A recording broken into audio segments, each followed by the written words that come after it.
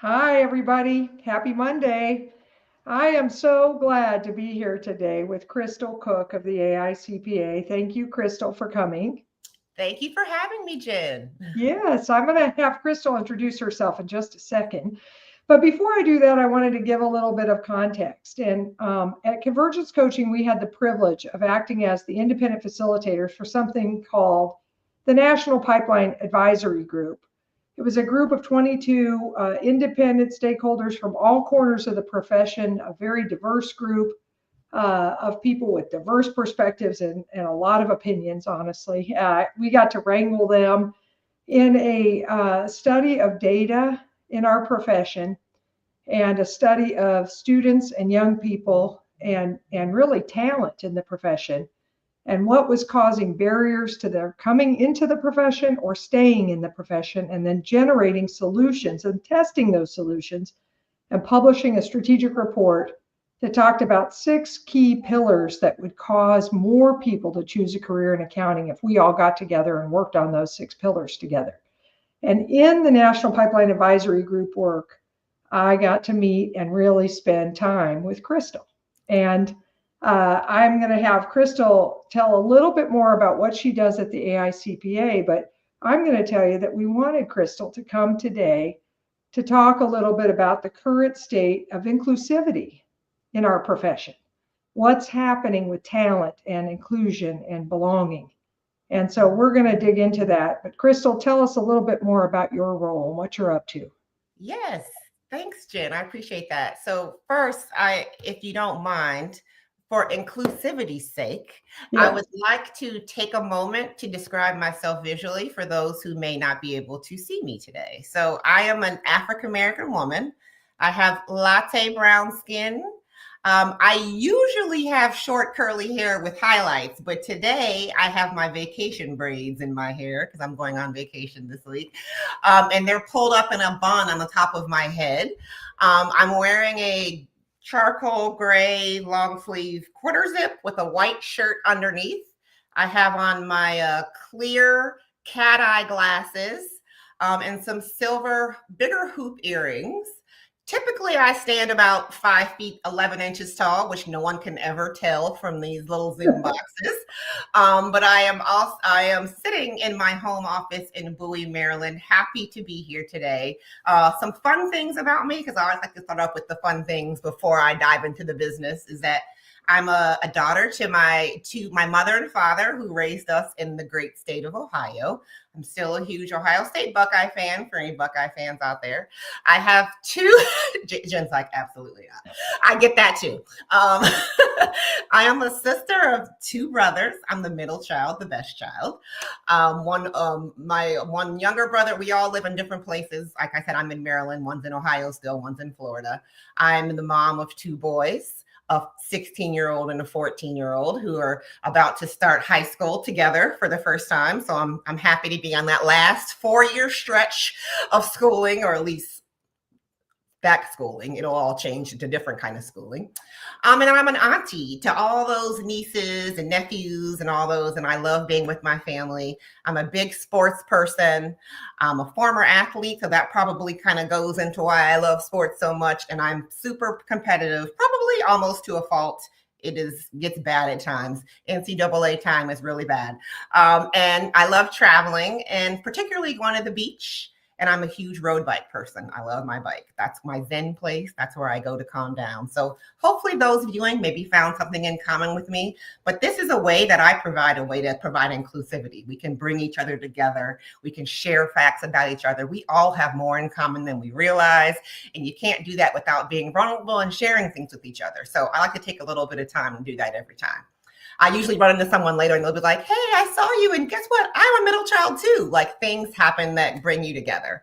But at the AICPA, I get to be the Director of Diversity and Inclusion. And what that means, it's supporting all of our members in getting their workplaces more diverse, and how to be more inclusive and bring more belonging into their workplaces. We provide resources, events, training, all types of education on how to do that. There's a lot of nuances to navigating that space, and we have volunteer committees, people who want to volunteer to help bolster this area in the profession as well. And so myself, I have a team of two, Mandy Gallagher and Brittany Brashear. One of them focuses mostly on women's initiatives, the other one on LGBTQ+.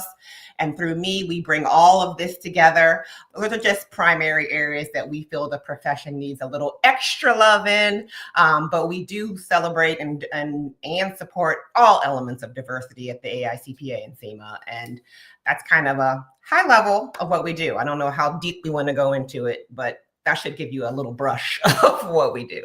Well, yeah. And I think let's go just a little deeper and talk about some of the events, activities, the things that you're directly either producing, sponsoring, or, maybe tangentially involved in. Actually, yes. Thank you so much for that tee-up. I appreciate that. Our most recent one, we have this event called We're About Success. We team up with it's like a marriage between our diversity and inclusion team and our emerging professionals team. And so, which we consider the people who are early in their careers and navigating being in the profession. And this event provides training, education, tools and resources needed to navigate unique experiences that emerging professionals may face throughout their career. We have a mix of speakers who are involved, who embrace different cultures and experiences, and the skills they gain here are meant to help propel them in their careers. As you saw in IMPAG, we lose a lot of people who don't make it up to leadership, especially diverse professionals. And so how do we change our workplaces, evolve our workplaces so that everybody wants to stay? We need leadership to look like our communities that we serve so that we can keep building this pipeline. And this event aims to do that. There are sessions on mental health, self-awareness, intentional inclusive leadership, leveraging your opportunities through volunteering. Of course, we have to mention that. How to receive feedback, how to use that feedback to help propel you, how to find an effective mentor and coach and a sponsor. How to make sure people are talking about you when you aren't in those rooms. So there's all kinds of different skill sets that we help to make sure that people, and then the good thing about it is we try intentionally to have speakers from all different backgrounds so that they can see themselves in the speakers. They can find a peer network. A lot of people may not see someone who they relate to at their workplace. They can find that through this event. And so it's meant to help get our leadership numbers to grow the way we want to. And so that's our emerging professional event. We also have, which I think you've mentioned before, is our Accounting Pipeline Diversity Symposium and our Accounting Scholars Leadership Workshop. They both happen in October. October 15th through 17th is I'm going to use acronyms because that's what we have to do here in this profession. ASLW is the student one. APDS is the professional one, okay? And so it's where we all come together. Professionals come together across the accounting and finance spectrum of the profession to discuss strategies around all those things that were in that impact report. How do we maintain a strong pipeline of individuals from varied backgrounds, from all over, from no matter where you come from and what you've done, how you grew up? How do we make sure that we keep you in the profession? And it starts in this event starts in college. So while the professionals are there, the unique thing about this is we bring in about 100 students who are also in accounting and finance, and they're getting their own sessions. It's kind of like We're About Success, but for college level. And so they get all these educations on how to navigate what it's going to be when you get into the work world. What are you going to see? What strategies will help you be effective? How do you build a network, or as Nanoop or Meta, who is our chair of the NCDI, says, how do you relationship build? It's not networking, it's relationship building, and giving them tips on how to do that and how that can be impactful for them. And so, but the great thing is that the professionals who attend, they always come back saying it was more powerful for them to get to meet these young professionals, see what they're going through, all the diverse lived experiences that they're all having and navigating, trying to make it in this world, in this profession. And so it helps them get firsthand insight into what they need to do in their workplaces to help support the people coming in. And so it's a great event. That's in October. And of course, lastly, I cannot miss our Women's Summit. That's in November, which you have spoken at for us many, many times. You know how powerful that event is. It's a women's summit, but it's for everyone. Everyone can come. I've actually spoken to a couple of men who participated and said it was one of the best conferences they've been at. And they've learned tools for themselves, not only for the women in their lives who they work with, to help bring all of us up together at the same time, which is what inclusion is all about, right? And so what we're talking about today. And so there's sessions all the way from understanding your worth to always the burnout that we all always have, to how to elevate your own career, to how to be more inclusive. All those kind of things are on that session. And that one, I didn't say the symposium is in Oklahoma City this year, which is a new location that we haven't been to, but our symposium or our Women's Summit is in Nashville. And so happy to connect with anyone who wants more details about any. I can give you links if there's somewhere to put them afterwards. Yes, there are. Okay. There will be. We'd love to get the links. Please supply them. Nashville will be a big draw. Yes. All of those events are high energy. And I spoke at the very first women's conference or event for you all, and there was one lone man. So we were all very proud of him. But after that, of course, more, male leaders saw how important it was to come in and understand some of the issues facing women. You mentioned earlier, it's hard to get into leadership in our profession. It's hard for really anybody who isn't a white male, maybe, to get to the top there. That's where we see the predominance. And so all of those events are important to talk about what else could we do to help encourage all people to feel like they could belong. Yeah, and I say too, the best thing to do, if you're in a majority of anything, the best thing to do is put yourself in a situation where you are the minority and you will understand inclusion. And how important it is. And also you will understand different perspectives. It's impossible to get a different perspective from people that are just like you. I mean, it's just, it's impossible. And I love those student events, with the National Pipeline Advisory Group, NPAG report. We surveyed 2,000 students, and not all of them were accounting majors. A bunch chose another business major instead of accounting. And man, those voices, that information of those folks, students that we didn't have any students on our 22-person panel. We needed to hear from the people closest to making the career decision at the beginning, and really interesting. So I love that your one of your summits there does include students. I'm sure it's amazing insight. Yes.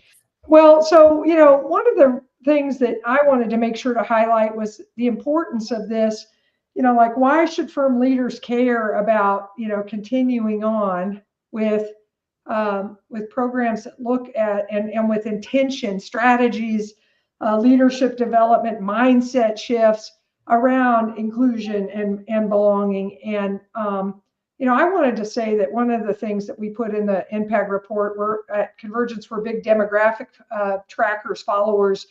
We've been writing and speaking on demographics for a couple of decades now. And, we have this huge baby boomer population that's going to hit 65 in 4.5 years or so. The youngest boomer will hit retirement age.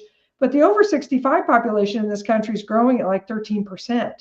And the working age population, the 24 to 64-year-olds, has been growing at kind of a sleepy 2 to 3%. It's projected to shrink. So as employers, we're going to be really hard pressed to find people to work for us in a shrinking working population, to work and to not just work for us, but to help us build our firms and finance departments and lead them ultimately. And so, we really have to do everything in our power to maximize the attraction into our profession and the retention. I mean, it's just, we have to get more than our fair share, or at least our fair share. And we've had sort of a declining interest. So that's one thing. The other thing is Generation Z, according to Pew Research, Pew Research, Gen Z is about 48.2% non-white. And we tell firm leaders that at Convergence because we say, hey, look around your firm. Are you at least 48.2% non-white? And if you're not, what's it going to look like for people choosing to come to work at your place if you don't look like them? But also clients are going to be led in increasing numbers and managed by non-white folks as these young Gen Zs come up. And that's just how our nation is changing. We're growing gray hair and brown skin, and that's real. And you can argue all day long about it, but that's what our birth rates and our age rates show. So the reality is we have to figure this out as a profession that has been traditionally male and pale. And at Convergence, we know that there has been sort of after we released the report, the National Pipeline Advisory Group released their report the end of July. Not too far after that, 6 months later, let's say, we started seeing executive orders that were sort of changing the feel of DEI and causing some, at a minimum, some maybe confusion or consternation, but also some real pausing, perhaps even rolling back of initiatives. And we understand that we want to comply with the executive orders and we want to do everything that we can in that way, but we also don't want firm leaders and finance department leaders to lose sight of the importance of making every person who could choose a career in our profession to do so, and to have them succeed here too. So I just thought you might share a little bit about what has been happening since the report was issued and then the administration change. Kind of what are you all doing or saying in that area?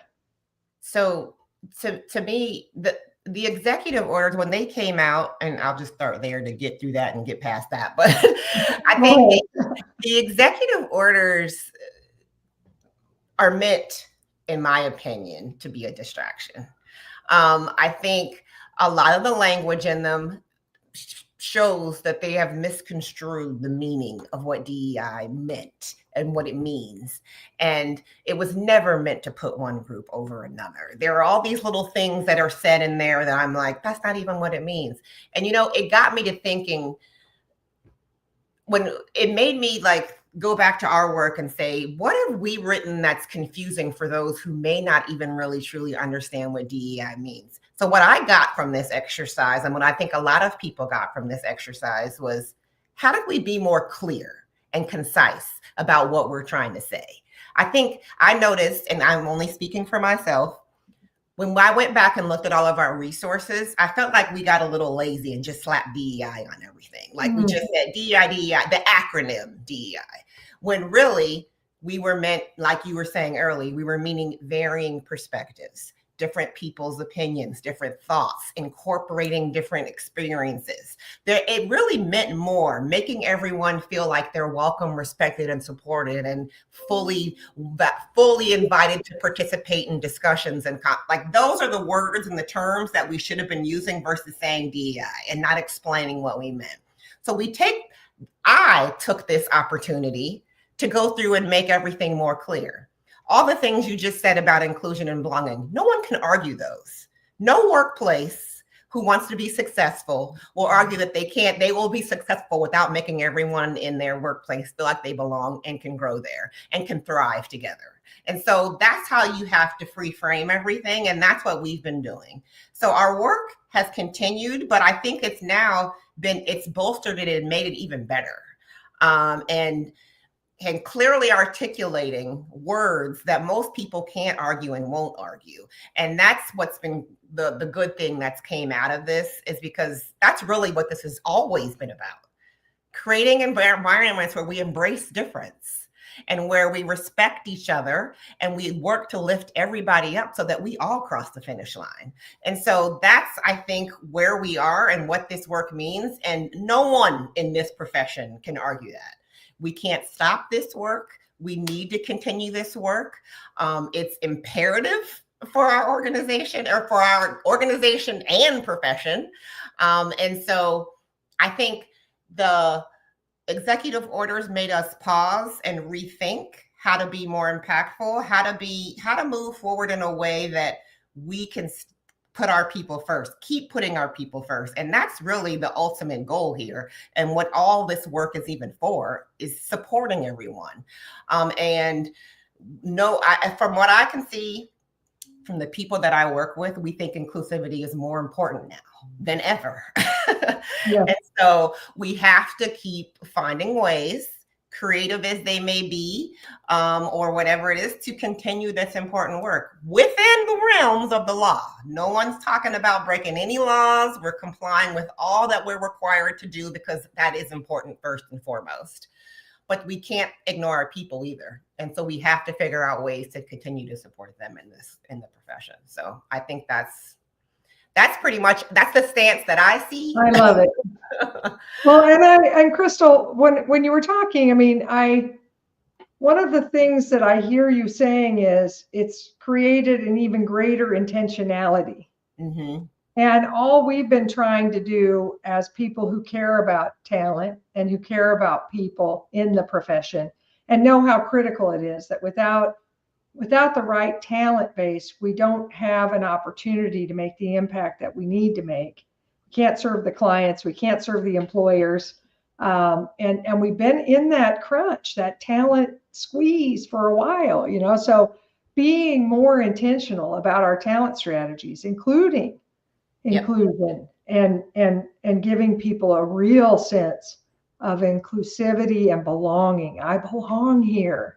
Right. We write about this in a chapter in the NPAG report called, enhancing the employment environment. Like really employer strategies, and hope that folks will read that. I hope that people will look at we will put the links to all of your different events that are coming up, and it would be so amazing for firm leaders who, and not just HR professionals. I mean, that we get a good view here.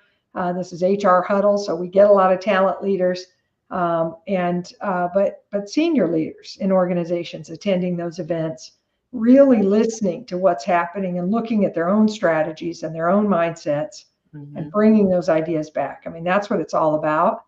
And I think firms and finance departments that do not slow down here, mm-hmm. that do not take this as a signal to stop, but they instead become more intentional, right, about their approach. They're the ones who are going to win as the talent squeeze gets tighter. And it won't get tighter just in accounting. It's going to get tighter in the US because of this simple math equation called demographics. Mm-hmm. So I just want you to know that we are super fans of Crystal Cooke and the work you're doing at AICPA. We are. And we're so excited that we were able to finally find a date that worked for us all to get into this conversation. We encourage everybody listening to get in touch with Crystal, to click the links that she's going to supply. And I'm just so grateful. Crystal, thank you for coming today. Thank you for having me. It's been a great discussion. I could go on for more. And we'll have to come up with a new sort of twist, and we can do this again for sure. Thanks to everybody who tuned in today.